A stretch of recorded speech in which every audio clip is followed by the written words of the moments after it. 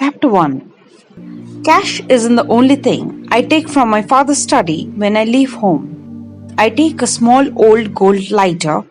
I like the design and the feel of it. And a folding knife with a really sharp blade made for skinning deer.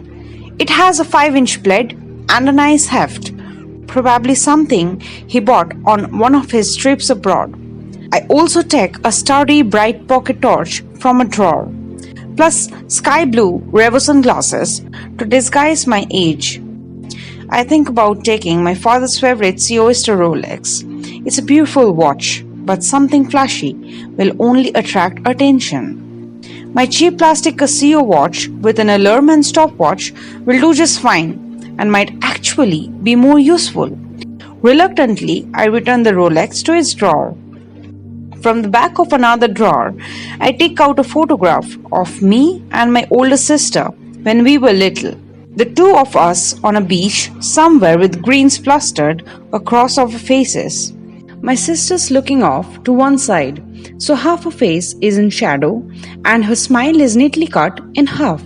It's like one of those Greek tragedy masks in a textbook that's half one idea and half the opposite. Light and dark, hope and despair, laughter and sadness, trust and loneliness. For my part, I am staring straight ahead, undaunted, at the camera. Nobody else is there at the beach.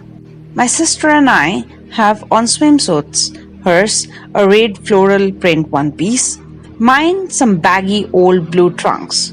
I'm holding a plastic stick in my hand. White foam is washing over our feet. Who took this? And where? And when? I have no idea. And how could I have looked so happy? And why did my father keep just that one photo? The whole thing is a total mystery. I must have been 3, my sister 9. Did we ever really get along that well? I have no memory of ever going to the beach with my family. No memory of going anywhere with them. No matter though, there's no way I'm going to leave that photo with my father, so I put it in my wallet. I don't have any photos of my mother. My father threw them all away. After giving it some thought, I decide to take the mobile phone with me. Once he finds out I have taken it, my father will probably get the phone company to cut it off. Still, I toss it in my backpack along with the adapter. Doesn't add much weight, so why not? When it doesn't work anymore, I'll just throw it away. Just the bare necessities. That's all I need. Choosing which clothes to take is the hardest thing. I'll need a couple of sweaters and pairs of underwear. But what about shirts and trousers? Gloves, scarves, shorts, a coat. There's no end to it. One thing I do know though, I don't want to wander around some strange place with a huge backpack that screams out, "Hey everybody, check out the runaway!" Do that and someone was bound to sit up and take notice. Next thing you know, the police will haul me in and I'll be sent straight home. If I don't wind up in some gang first. Any place cold is definitely out, I decide. Easy enough, just choose the opposite, a warm place. Then I can leave the coat and gloves behind and get by with half the clothes. I pick out wash and wear type things, the lightest ones I have, fold them neatly and stuff them in my backpack. I also pack a 3-season sleeping bag, the kind that rolls up nice and tight. Toiletries, a rain poncho, notebook and pen, a Walkman and 10 discs. Got to have my music, along with a spare rechargeable battery.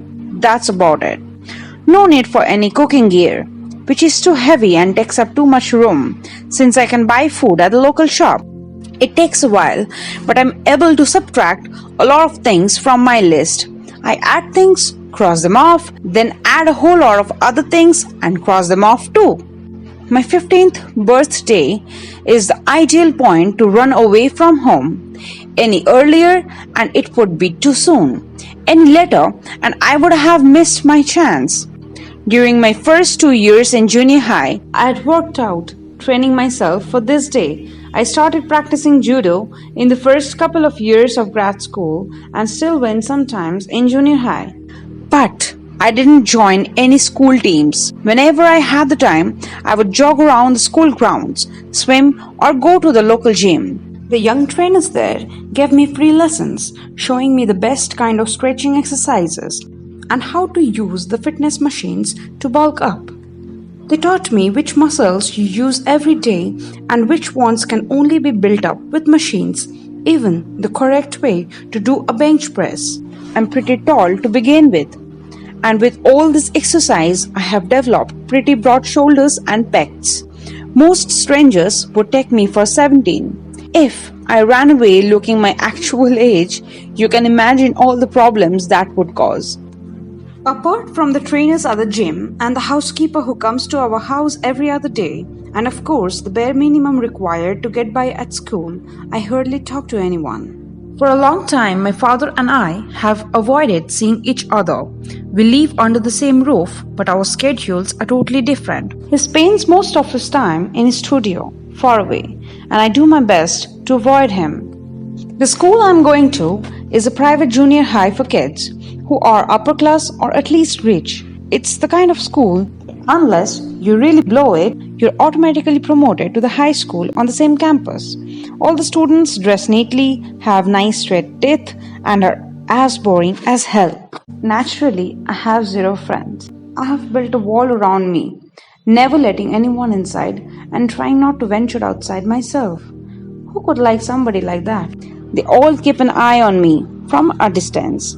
They might hate me or even be afraid of me, but I'm just glad they didn't bother me because I had tons of things to take care of, including spending a lot of my free time devouring books in the school library. I always paid close attention to what was said in the class though. Just as the boy named Crow suggested, the facts and the techniques or whatever they teach you in class isn't going to be very useful in the real world. That's for sure. Let's face it, teachers are basically a bunch of morons. But you have got to remember this. You're running away from home. You probably won't have any chance to go to school anymore. So like it or not, you would better absorb whatever you can while you have got the chance. Become like a sheet of blotting paper and soak it all in. Later on, you can work out what to keep and what to unload. I did what he said, as I almost always do.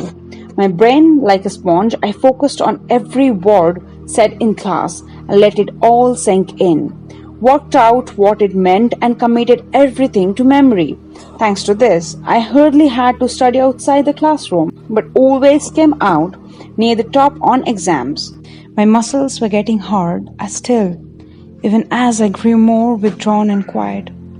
I tried hard to keep my emotions from showing so that no one, classmates or teachers alike, had a clue what I was thinking. Soon, I'd be launched into the rough adult world, and I knew I would have to be tougher than anybody if I wanted to survive.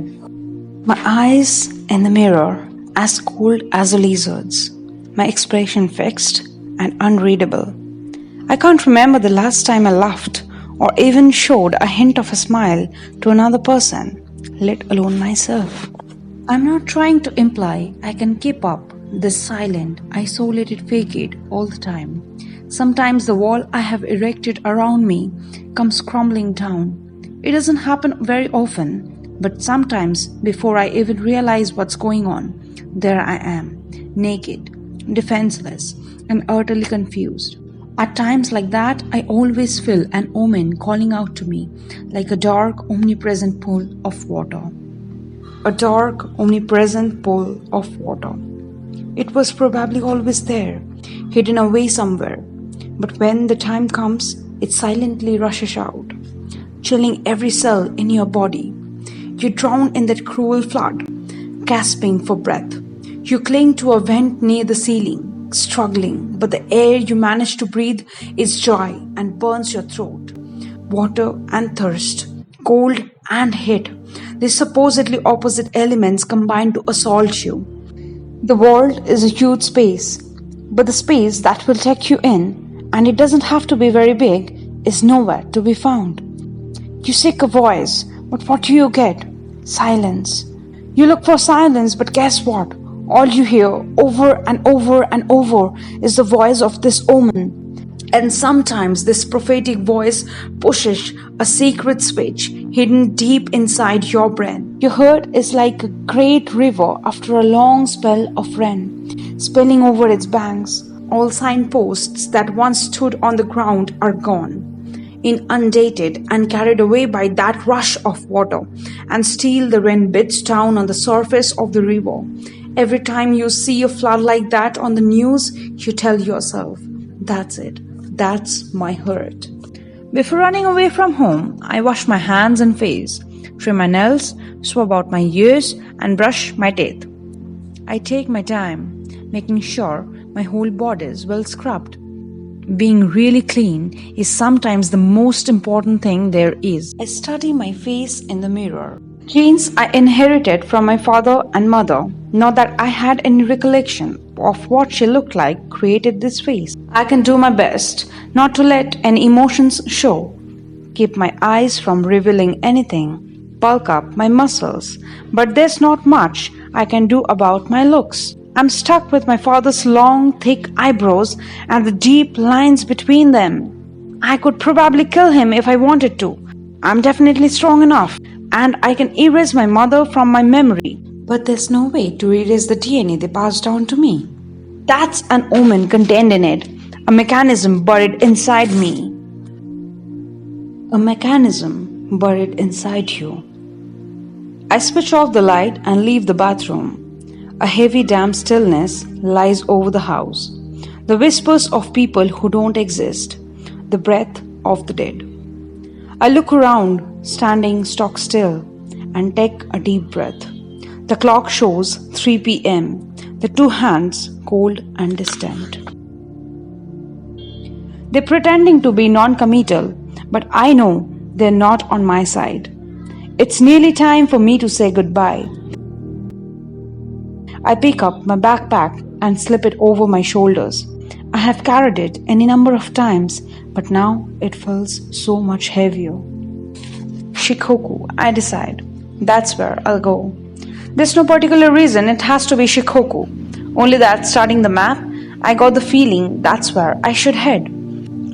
The more I look at the map, actually every time I study it, the more I feel Shikoku tugging at me. It's a long way south of Tokyo, separated from the mainland by water, with a warm climate. I've never been there, have no friends or relatives there, so if somebody started looking for me, which I doubt they will, Shikoku would be the last place they'd think of. I pick up the ticket I had booked at the counter and climb aboard the night bus. This is the cheapest way to get to Takamatsu, just a little more than yen 10,000. Nobody pays me any attention, asks how old I am, or gives me a second look. The bus driver mechanically checks my ticket. Only a third of the seats are taken. Most of the passengers are traveling alone, like me, and the bus is strangely silent. It's a long trip to Takamatsu, 10 hours according to the schedule, and will be arriving early in the morning. But I don't mind. I have got plenty of time. The bus pulls out of the station at 8, and I push my seat back. No sooner do I settle down than my consciousness, like a battery that's lost its charge, starts to fade away, and I fall asleep. Sometime in the middle of the night, a hard rain begins to fall. I wake up every once in a while, part the chintzy curtain at the window, and gaze out at the highway rushing by. Raindrops beat against the glass, blurring street lights alongside the road that stretch off into the distance at identical intervals as if they had been set down to measure the earth. A new light rushes up close and in an instant fades away behind us. I check my watch and see it's past midnight. Automatically shoved to the front, my 15th birthday makes its appearance. "Hey, happy birthday," the boy named Crow says. "Thanks," I reply. The omen is still with me though, like a shadow. I check to make sure the wall around me is still in place. Then I close the curtain and fall back to sleep.